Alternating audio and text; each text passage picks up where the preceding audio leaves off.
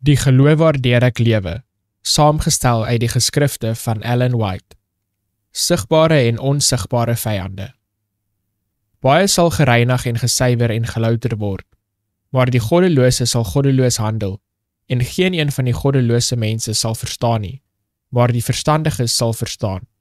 Daniël hoofstuk 12 vers 10. Die kerk moet en sal veg teen sigbare en onsigbare vyande. Satan se agentskappe in menslike vorm is op die grond. Manne het saamgespan om die Here van die leerskare teen te staan.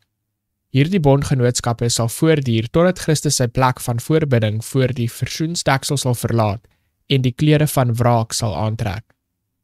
Sataniese agentskappe is in elke stad, besig om diegene wat teen die wet van God is, in partye te organiseer.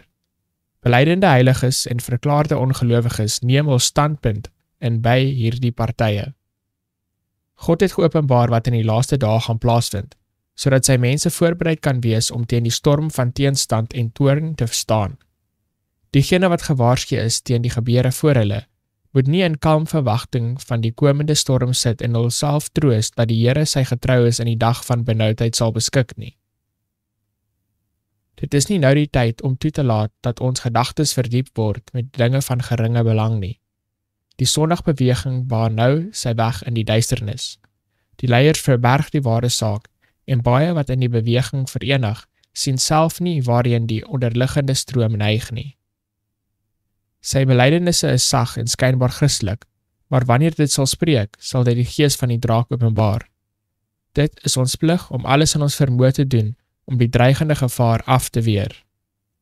Die tyd kom wanneer God se mense die hand van vervolging sal voel, omdat hulle die 7de dag heilig hou.